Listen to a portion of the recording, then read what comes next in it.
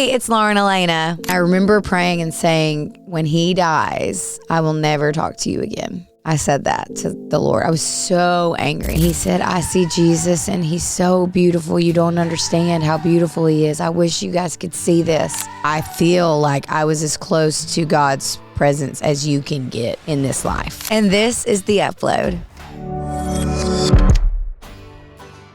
Well, I'm excited for this conversation. She is a wife, she is a mother, she is a daughter, and a friend. Y'all welcome Lauren Alaina to the podcast. Hello. Hi.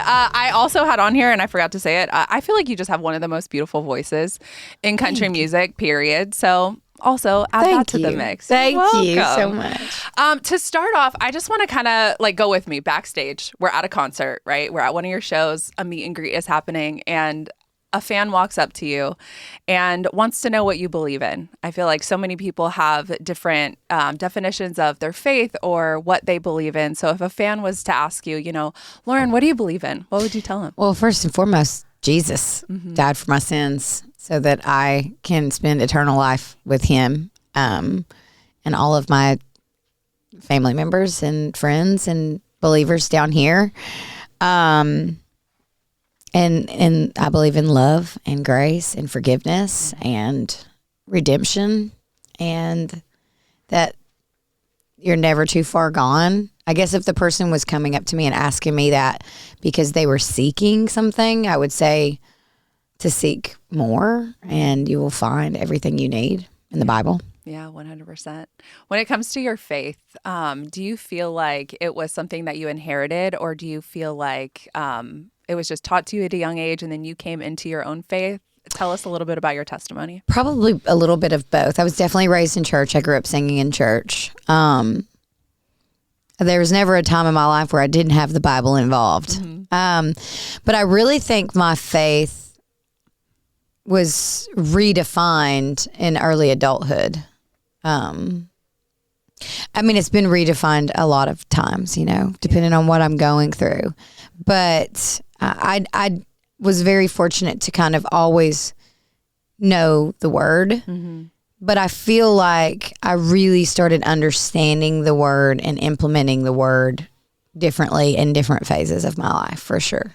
There's so many people that are probably listening or watching this podcast that are on a faith journey of some sort and going into kind of rediscovering your faith and kind of like stepping into it as an adult. Can you talk us through a little bit about some of those things that you learned or just how you met with God? So a lot of times when I've had, I would say like a huge breakthrough, I have gone through something really hard and had a lot of questions. When my mom's husband passed away from cancer, I guess it was 2018. My faith really took a hit in that time because he was diagnosed with cancer, and it was a very quick journey, and he was unbelievably faithful, unbelievably sure and hopeful that he would be healed, and prayed and believed. And my mom prayed and believed. We all did. We all prayed and believed for this healing. And it obviously didn't happen here. He ultimately was healed, but it's hard to see when you're in the midst of it. It's really hard to see and hard to understand. And even honestly now it's hard to understand. Death is the one thing in this life that is, so we don't really know the answers to it all. It's hard. But when he passed away, I had never prayed more in that time when he was sick. And then I remember, and I've spoken about this, and it's so harsh, but it is so true. He was home on hospice, and we were in the living room in Mom's house, and it was horrible. It's a horrible thing to have to go through, as so many people know. And I remember praying and saying, when he dies, I will never talk to you again. I said that to the Lord. I was so angry, and I was like, I know you're real, but I don't know why you're not listening, and I can't. But it was, I mean, my faith and my love for the Lord was clouded with grief, which happens, you know. And I I used to feel really anxious to share that, but I think so many people are there, and I think God is okay with that. Yeah. I think he's okay with us having anger and sadness and, despair, because he is the answer to all of that. It just takes us a little time to catch up and see that. I love that you pointed that out, because I think a lot of people get, I don't know, intimidated by, God and saying like, I can't say those things to him. I can't tell him how I really feel. But he knows how you really feel. Yeah. Well, in the Bible, it says, my yoke is easy, my burden is light. And he asks us, he commands us to cast our fears, cast our worries and anxieties on him. So that is in those moments when you're feeling angry and you're feeling mad, you've got to give it to him. Yeah. So it's so true. And I know it's really tricky too, because when death is involved, and I'm sure, and I hope this finds someone maybe in that scenario, they can hear me speak about it, but because my stepdad would want that. But I was so mad. And I just didn't understand why a good-hearted, faithful child of God was going to just suffer and die. Mm-hmm. I couldn't, and it is still very hard for me to wrap my head around. I'm not going to lie. But when Sam passed, this was 2-3 days after I had this conversation saying, well, I'm never talking to you again. We were all around him in the living room, and he had not spoken for days. He was just doing, like, mostly sleeping. And he actually opened up his eyes. I'll never forget it. He opened up his eyes and he goes, I found it. And we were hanging on to every second. So everyone in the house shot up. Yeah. And my mom was in the bed with him, like laying next to him in his bed. And she said, you found what? And he said, heaven. And it is so beautiful. It makes me emotional thinking about it. And he just looked, for someone who, was so frail and thin and sick, he looked totally at peace. And he goes, I'll never forget, he said, Mom. Oh, sweet. And like his mom was there greeting him. And he said, I see Jesus and he's so beautiful. You don't understand how beautiful he is. I wish you guys could see this. And it, he described what he was seeing. Actually, this is really funny. He said this, what are you doing here, to someone? Wow. And I think about that to this day. Like, he saw someone there he wasn't expecting to see. And I cannot wait to get there someday and be like, who was that he saw? I'm dying to know. Wow. But first of all, I remember in the moment being like, I never really doubted that God was real, but I questioned everything, in that time. It was really hard. It was a really painful time. And I was just like, why is he not listening to us? And what is going on? And, I'm reading the word and I'm reading one thing and then seeing another, I felt at the time. And then I get this where he's like literally describing him. And I remember wanting to crawl up underneath the bed. I was like, feeling so shameful that I had even said that. But, and also just so grateful for the way he looked in that moment. I mean, he had been sick for so long. And he said, I have to go now. And like, it changed my life, truly changed my life. I've had a lot of moments since then that have been really difficult. I've lost my own dad since. And that experience defined my faith more than anything, because I feel like I was as close to God's presence as you can get in this life. Yeah. Truly remarkable. In fact, my brother's baby was there and he was 4 months old and he was staring up at the ceiling, the same place that Sam was staring, just smiling. I mean, it was just an indescribable experience. You hear these stories all the time. Like, you'll hear people tell these stories. I lived one of those stories. I cannot even believe that. But I really think that Sam wanted us to know he was going to be okay. And God allowed us to kind of get a glimpse of that he was getting healed, And that took time too to really feel that, because, even after he died, and we had this wonderful, amazing experience that I know so many families don't get that. Yeah. And I have had losses like that, as well. My cousin Holly, who fought for 15 years, she was in my American Idol audition. She's one of the major reasons that I even sang. Yeah. She just passed away, and it was a much different experience, So not everybody gets the moment where the person sees heaven and sees Jesus. And so I tell Sam's story for hope and peace and just to know that, like, he is there to welcome you. Sam's mother was there to welcome him. When I go, my dad will be there to welcome me, Yeah. And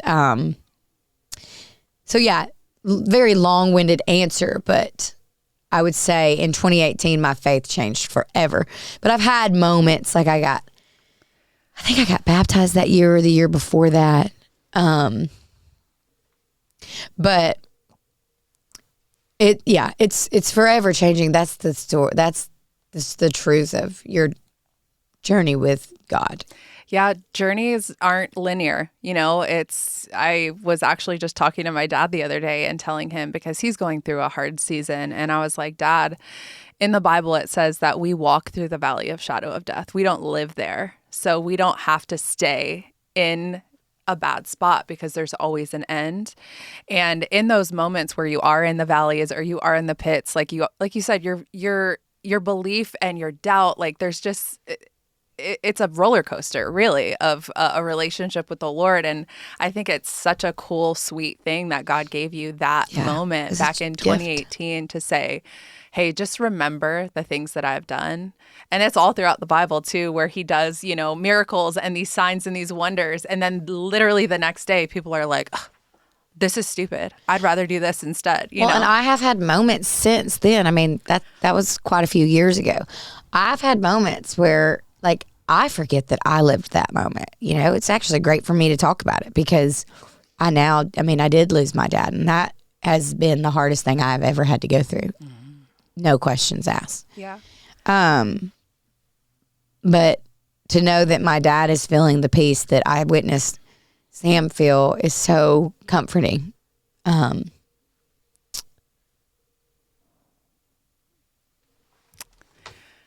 Thank you for being vulnerable. Sorry. No, it's okay. I just know that, these stories and these testimonies, they don't happen by accident. They're meant to be spoken about because somebody else is walking in a similar, story that you're walking in, and they need to hear the hope that you're sharing. And I think it's such a beautiful thing to be able to, the world tells us we can't cry on a podcast or, on the videos on the internet. And it's just like, this is real. And that's why we have these conversations and why it's been put on my heart to open up a microphone and talk about real things, because I want to know about Lauren Alaina's next album and her next song. But I also want to know about your heart and who you are, because I feel like that's where the real healing and that's where the real, just relationship with others happens in our testimony. So first, thank you for sharing and getting emotional, because it's not easy. And I am blessed to not have lost a parent yet, but being a mom, and I'm sure you can attest to this, like the thought of my little girls not having their mom and dad one day it's hard. It's changed everything having her, my daughter, Mm-hmm. Being a parent, we've talked about it on the podcast before, but being a parent really shifts your perspective on how much God loves us. Yeah, it's the closest we can ever know, I think, to knowing God's love for us. Even then we're not capable of the love he's capable of, but I think the love you feel for your child, like there is nothing in this world I would not do for her right now, in any given moment without hesitation. And that's how he feels for us. And so in those moments where we feel like we're asking for things, we just don't know. We can't see the full picture. And that's why we're not God. Yeah. You know, we play God. In those moments, we're playing God. We're saying, why aren't you answering this prayer? Why are you doing this? Why are you doing that? Well, it's not for us to question. It's, you know, and that's so hard because we want, you know, we have so much control over our lives that I think you can't control God. You can't control like life. And like you said too, and I think just to kind of put a big highlight across it is there's nothing you can ask or say to God that he's going to love you less. Because like you said, there's nothing my daughter could do. Right. Like she could come and ask you the weirdest question of all time. And you're just like, sit with me. Let's talk about it. Yeah, you know? Absolutely. And I think that's such a beautiful, just like tangible way for somebody listening or watching this to say like, you know what you bring to God is not a shock to him. Well, you're not the first to come up with it. Exactly. You're not. I mean, he's been around a long time. That's right. Yeah. So he sure has. I'm sure he, you know. Yeah. It's just he doesn't always answer the way that you hope for, but he always answers in the best way. You know. Yeah. That you see later. Now, I mean, but you may not always have the answer to the big question. Like, I don't understand why Sam had to pass away. But I do know that he's in heaven and he's with his mom and I'm going to see him again. And that brings comfort and peace. Yeah.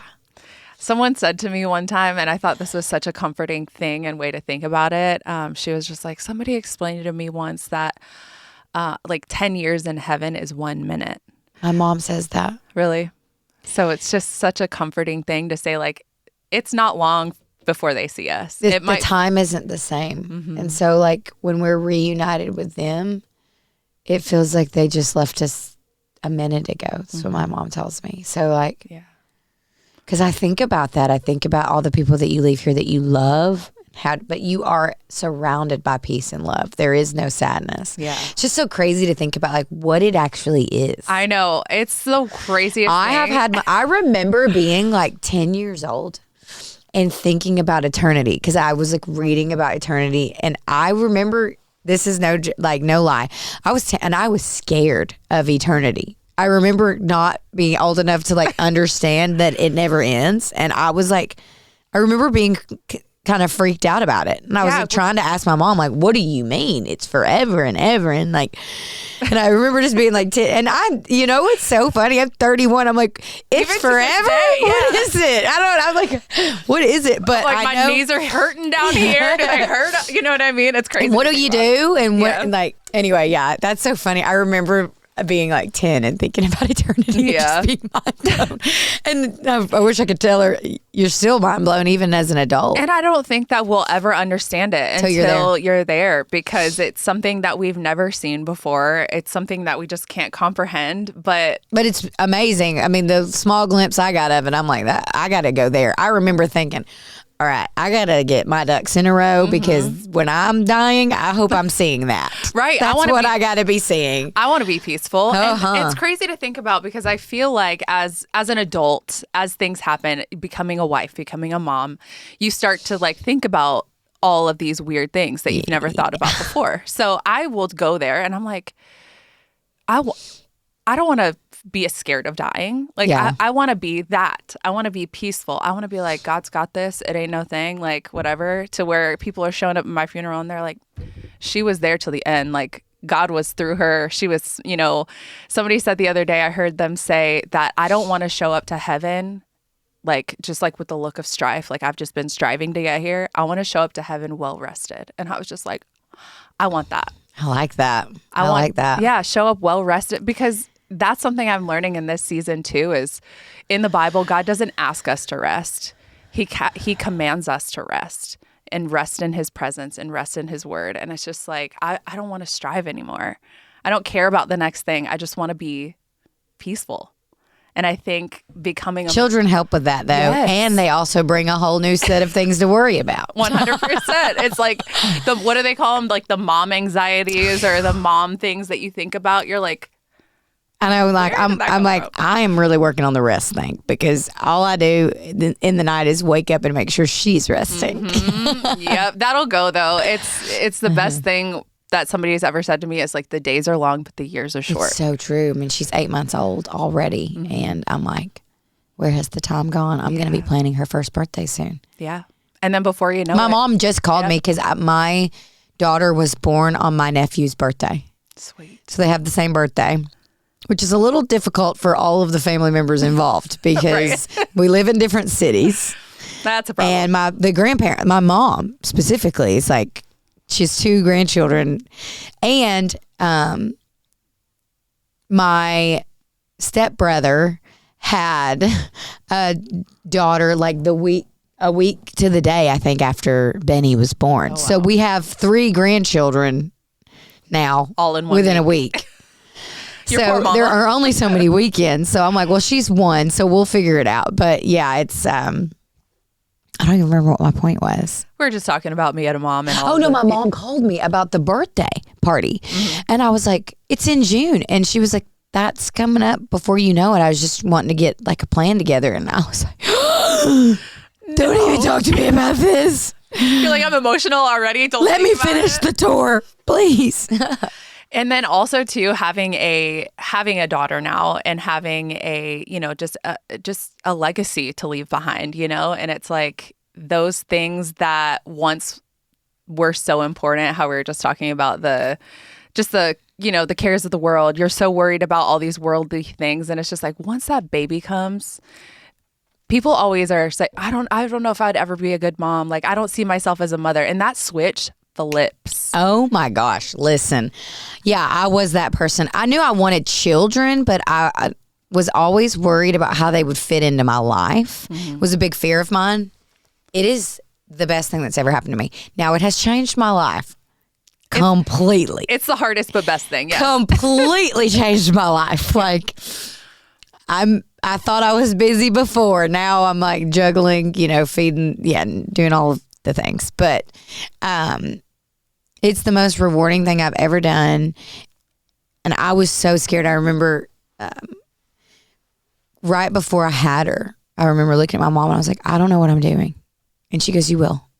And it's really true. You just figure out that baby. I mean, what I do with my daughter probably is different than what you did with yours. But it's so like in us to figure it out. Like, it's crazy. Well, and it's such a gift. It's also too, it's just like what God ordained us to do. Like, Yes. we were ordained to mother children, and our bodies were made to That crazy. birth them and make Breastfeeding. them. And I'm like, this is wild that my body is keeping this baby alive. And then too, learning about breastfeeding. Like, I remember with my first, I went through this rabbit hole of like, when they latch, their enzymes send a signal to my body for what nutrients they need, and then they take that from me. I'm like, this is crazy. It literally, if they're getting sick, your body starts producing the antibodies to make them better. Yes.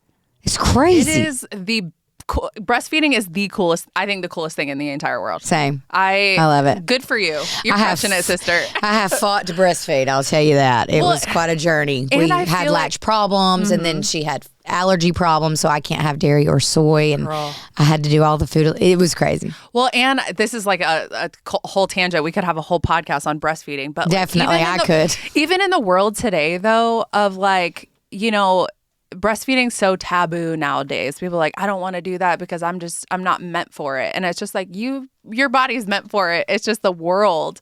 We listen to so much of the world of like, formula is better and all these things. And listen, feed your baby how you can feed your baby. That is best. Absolutely. That's it. I Feed agree your with baby. that. But I just think It's a gift, though, if you're able to do it. Yes. I just think it is. Those first 8 weeks were hard for me. Yes. And we pushed through, and I'm so thankful. But yes, it was crazy. And what a cool thing to overcome, to like say, I did this and it was hard. And I mean, also too, like, not to mention, you're an artist that's trying to do other things on the side. Like, you're traveling and breastfeeding the baby and like pumping on planes and doing the things because she's not always with me. And I don't leave her much. In fact, I just left her for the first time for like more than 24 hours, and that won't be happening again. But it was all this weather and things. I was very nervous. But yeah, it's a gift. All of it's a gift. Yeah. to parent is a gift. Well, let's lean into parenting and your faith when it comes to all of the things, like things that you want to teach your daughter and, the legacy that you want to instill in her. What are some of those things that you think about when you say that? Most importantly, love, for herself and for others, to be kind. My mom, so crazy because I spend a lot of time with my mom. Obviously, now that I'm a mother too, I spend even more time with her because she's coming and helping. She's on the road with me. And I have realized all the things that my mom did for my faith, because now I find myself doing them. Like, my mom would pray with us and read us the Bible and sing us songs about Jesus. And I find myself doing them, and I'm like, you don't even know when those things are happening that it's becoming who you are. And my mom planted those seeds, and now I'm planting those seeds for my daughter, who will plant those seeds for her children. And I just think that's so important. And we are actually on a journey right now to find a home church. We do not currently have a home church. I had one. It's just, we do not currently have a home church, which is so important to us to raise Benny in a church, because I had other children around that had like-minded parents, and I think that's really important. So if you think about it, pray about that. And for sure, absolutely. We're working on that. We've been watching. It's also hard. Your schedule because of my life. My life is hard to be able to go to church on a Sunday morning. So there is a church in town called The Belonging that I've just heard about, that they actually have services on Tuesdays. Tuesday nights, and Sundays. They do both. And I think that's just it. Their heart for the. I think there are a couple in this town that have Tuesday or Wednesday night services. And that's just it. Especially, it's like the heart behind music. Like they're like, I want everybody to be able to go to church. So they have a service on Tuesdays. We went to the Belonging when we first moved here, and then we moved out to the suburbs. So we go to a church out in Gallatin now. But it's so important in that community, and the fact that your heart's like longing for that. Yes, we've spent a lot of time. But my husband and I were both raised in church, and I just think it's important for so many reasons, but we want to find the right one for our family, so that we're truly being fed, because there's a difference. And you realize that, but you have to find your church. And that's so great to point out, because I feel like a lot of times people are like, church hopping's weird, or they call it church shopping, where they're like, I'm trying to figure out where to go. It's important to find somewhere where you feel home. And I have had that. And then changes have been made to the church. Multiple times this has happened to me, where I have found a home church. And then the pastor changes, or people, Or you get... Actually, twice I've been in a church and the pastor changed. Two different churches. Well, and I want to go here on a... Are the pastors allergic to me? What is happening? No, but I want to go here because I just recently had this experience where my husband and I, we met in Chicago. We went to a church up in Chicago, and we were young children there. We were single. We met each other there. We were serving at church all day Sunday. Like, we were doing all these things. And there became a point where people in the church failed us, right? Like, where it became a sense of bitterness, or there was something that happened where it hurt our feelings. And a lot of people will be like, well, they'll write church off completely because situations like that happen. It's easy to do. And we had to remind ourselves that people are people. They are not God, right? Yes. The mission here is Jesus, but people are going to fail us, because that's just how the world works, right? Yep. We're all, can fall to sin, all the things. So recently, him and our faith journey has been crazy over the last year and a half, where it's just gas pedal to the floor. Like, we are just ready to run through walls, right? So there was just some things that we feel like that church specifically took from us, or we left there, some fire, some passion.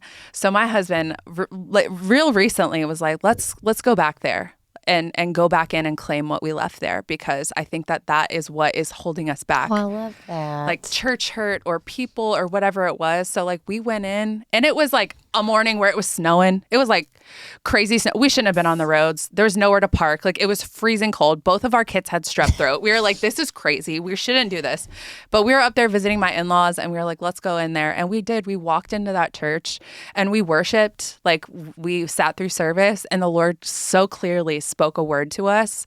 And it was the word Jubilee. And like everything that we went into that service, Jubilee like explains like restoration and, you know, all these things. And we were just like meant to be. We were meant to do that. And I just want to, I don't know, I feel like maybe somebody's listening or watching that is dealing with church hurt and trying to find where they belong. It is a journey sometimes, and that is okay. But don't let people fail you because it's about God, not them. Yep. Especially the people that are on the platform, because I feel like it's so easy to cast judgment or cast stones at somebody that's in leadership because they should be acting a certain way and they're not. But it's not about them. It's about God. So I don't know who that was for on this podcast, but it's okay. Me, I don't know. No, I think it's important to find the right home. Yeah. Because if you think about school. When you went to school, you had teachers that you learned really well from and teachers that you could not pay attention to in class. And I think that is so true with learning in general. And your whole point of going to church is to learn the word, and you have to find someone that can teach it to you.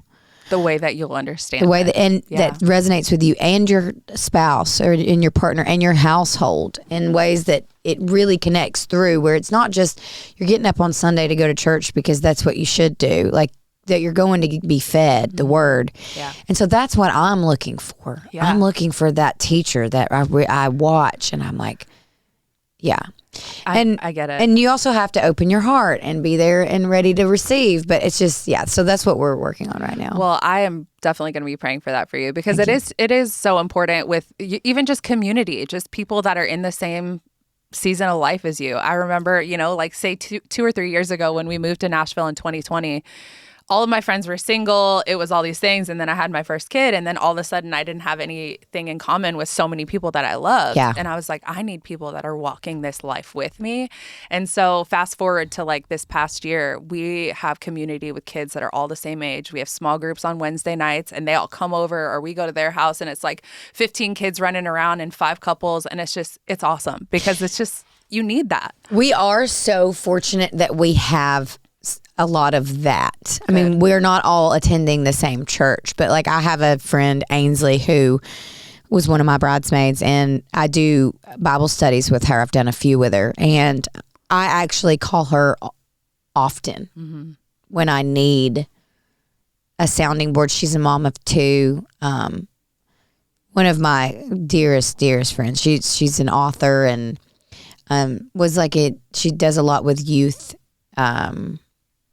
I'm not really sure if her title was like youth pastor, but I know that she like helped in the youth in her church before they moved. She's incredible. And we do have a lot of people our age who have children who believe, and we're able to talk to them. And Cameron and I are actually talking about starting kind of like what you were saying. Yeah.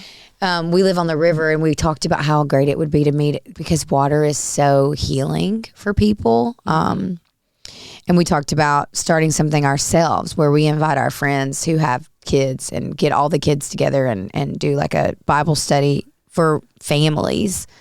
So we're talking about that as well. But That's great. I love that. The community is so important. And I am really fortunate. I have a lot of women in my life. Like my stylist, Amber, is another person in my life that I just trust as a mother and as a person and as a child of God. And when I find myself in times of worry and fear, I go to her a lot too. So outside of, finding the right home for your church, and those people will be there too. It's good to just have a community of like-minded people in general for your faith. Yeah. I feel like I just keep thinking about like baby Lauren, right? Like I remember it's probably like 8 or 9 years ago, like LA Radio Disney days, like back there. And I think Radio Disney Country had just started and you came in for an interview or something. I think that was one of the first times we met. Yes. But going back to that moment, like going back 8 years ago, 10 years ago to baby Lauren, in your faith journey then versus your faith journey now, what is some advice that you would give her, say like 10 years ago? Oh my goodness. I would, I need to sit down with her for a long time, but I would just say, well, first of all, I would say thank you, because the 21-year-old me, if we say we're going 10 years, 21-year-old, very resilient and doesn't know it yet. A lot of life is coming. And I would say to dig into the word. And I did in all of those moments. But I would also just say to her, oh my God, I don't even know how to start on that. I don't even. A lot. Yeah, I would say so. And I also don't know how much I would say. It's so interesting when I think about, would I go back and tell that person anything? I would just encourage her to stay in the word, stay praying, stay with your eyes up, because a lot happened in those 10 years. I also would say, I was in a relationship at that point that, I almost got married to that person and ended up not. And that was such a heartbreaking experience, and definitely the right choice. And now that I'm a mother and have the person I was intended to marry, I definitely was meant to marry Cam Arnold. But I guess I would just say a lot of life's coming your way, and there's only one thing that can truly comfort you. Yeah. And to call your mom every chance you get. and my dad. But literally. I think that's one thing that even some of my siblings, like, I'm like, what? Call mom, just talk to her, and that relationship that you have with your parents is so special, because they won't be here all the time. You know, they won't be here every single day. So I think that's every day that you get with someone you love is a gift. Yeah. Yep. Every day. Literally. Because you never know. If that, like my dad passed away, I say this all the time, but it was just another Tuesday. Yeah. There were no warning signs. And then he was gone. Yeah. So, yeah. Somebody that's walking through the grief of losing a parent, the tangible, obvious sadness that you feel and have felt over, the last little while, the hope that you would instill into them, is there some way of communicating how you feel and like how you've gotten through this? It is still hard, obviously. I'm still very much in the midst of the grief myself. I don't know that it is a grief you ever get over. The loss of a parent. I imagine the loss of a child would be worse, honestly. But like my mom's lost both of her parents, and I talk to her about this a lot, and she says there are days that she still wants to call her mom and her dad, And I guess, man, it's so hard for me to even know what to tell someone, because each journey is just so different. But feel the feelings. Like my dad died on the same day for me that he did for my brother. Yeah. But we were in completely different places in our grief experience. Could not have had a more different experience with how we've handled the loss. So I would just say, and that is okay. I would say, however you're grieving is how you're meant to grieve. I do find some comfort. Someone said this to me: you wouldn't be grieving them so much if you didn't love them the way that you did, and that is true. Yeah. To hold on to the love that you felt for them, and maintain that in your heart, but that is also, it's so funny because that is the thing that hurts. But the love is still there. I do believe that, I'll see my dad again and all of my past loved ones. But losing a parent is it's such an interesting thing, because like you said, you would do, like we talked about for our daughters, that about your parents. You know that you can call them at any given time, no matter what. And you lose that, that's an irreplaceable love in this world. And that's really hard to navigate through. And I'm still doing it, but I try. I couldn't look at a picture of my dad for a year probably. I still sometimes can't see him. I've been able to put like pictures of him in the house though and stuff, and I think my daughter looks like him. She'll make faces and I think, do I make that face like my dad? Because she's making the face and I'm like, you've never even been around him.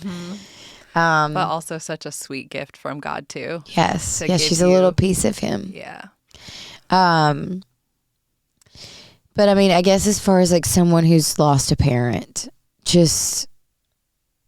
I would talk to other people who have lost parents, because for some reason for me, it's comforting. Like I have a friend, my hairstylist actually, her dad passed away too, very, very unexpectedly. I mean, he had some health problems, but they weren't worried he was going to die really. And then he passed away, and she's one of my closest friends, and we talk a lot about it. We just talk about how sad it is, and sometimes it's just what you need to do. Yeah. Like just to talk to somebody who knows what you're talking about, because it's hard. It's hard.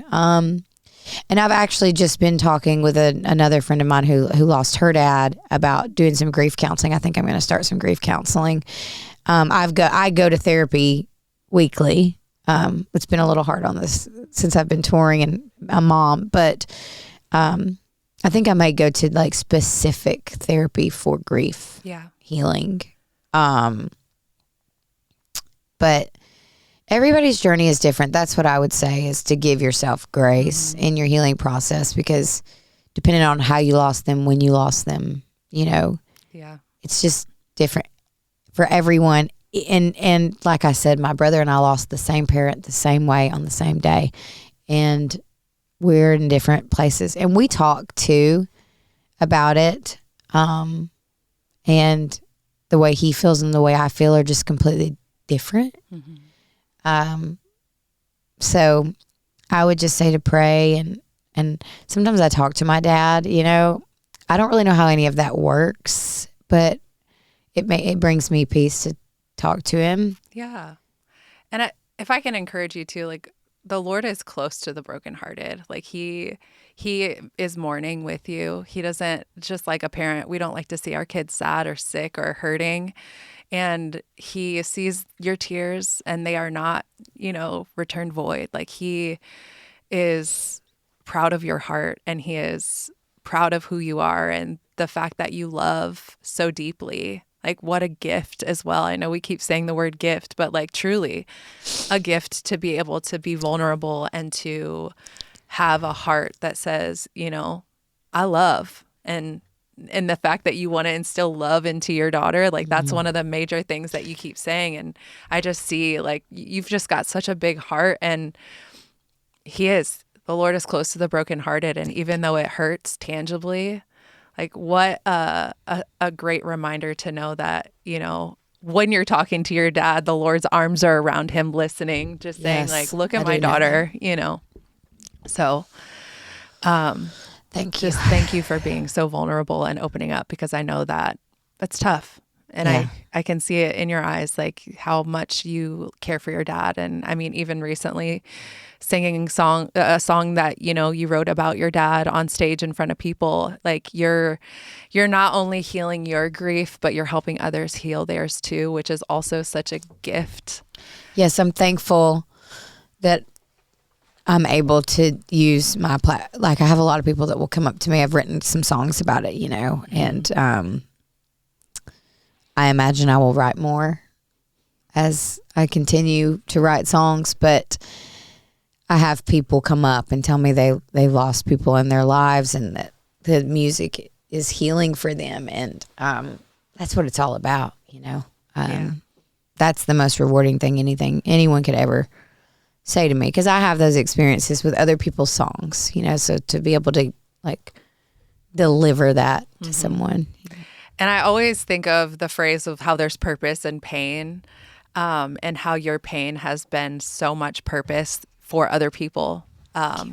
musically, through the microphone that you're speaking on and healing somebody now. I just thank you for encouraging others and for walking through that with other people, because it really is a hard thing to do. And whether you feel like it or not, you're doing it gracefully. So thank you. You're welcome.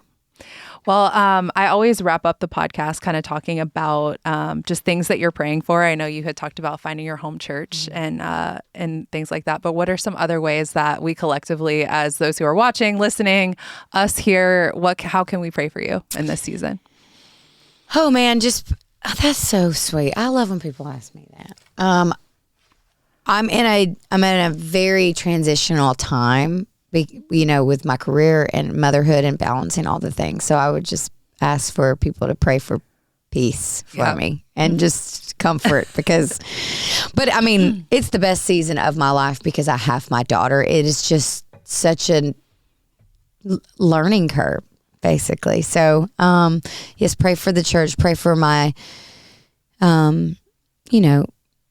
postpartum recovery. I've handled it really well. I'm really proud of that. I was so worried about all of that. You just never know. Well, you just don't, and everybody is and my so dad different. had just died. And so I think a lot of my healing has been more centered around my dad. And so I think she, for me, was an escape from that. So I think that maybe helped me with that. Yeah. Because she's such a gift. Yeah, she is.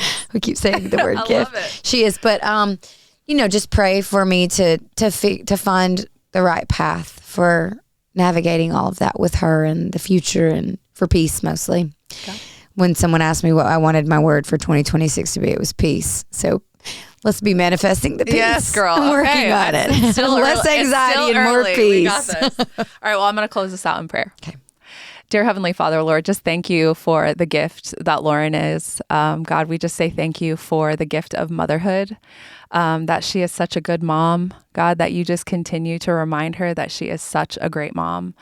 And in this season of just grief and a season of busyness, a season of just blessings that you continue to give her, God, I just pray for supernatural peace. We pray that you would just surround her with your peace that surpasses all understanding. And in the Bible, you tell us to cast our worries and our fears and our anxieties on you, Lord. So I ask that in the midst of the chaos, that she remember that you can handle it, that your yoke is easy and your burden is light, and that you're able to handle all of the things that she can't, because we aren't meant to do this alone, Lord. And I just pray that you're with her in those times of hard, those times of just not knowing where to go next, or how she's going to have the energy to accomplish another day, or go to another show, or be a good mom or a good wife, Lord. I just declare victory over those moments. And I just ask that you would just continue to strengthen her, that she would continue to seek you, Lord, as she deposits your word into Benny, Lord, that she receive it, God, that you rise Benny up to be just a woman, or a leader among women, God, that she loves you and her heart loves you as well, Lord. And I just speak into Lauren's marriage as well, God, that you would just be in it, God, that you would just be the center, that you would just strengthen them as a unit to be the best parents that they can be. And Lord, we just pray for a home church for their family, God, that you would just open a door that no man can shut, that you would surround them with a church community that just feeds them, feeds their soul, feeds their minds, feeds their family, and that you would just provide that for them in this next season, Lord. And we just say thank you for the gift that Lauren is to not only the music community, Lord, but just her family and her friends, God, that you are... you ordained her to be who she is today, Lord, and we're just thankful for the gifts that you continue to give her, Lord. And in this next season, we just say thank you for all of the gifts that you're going to continue to deposit in her. In your heavenly name we pray. Amen. Thank you so much. Yeah, thanks for coming. This was so sweet.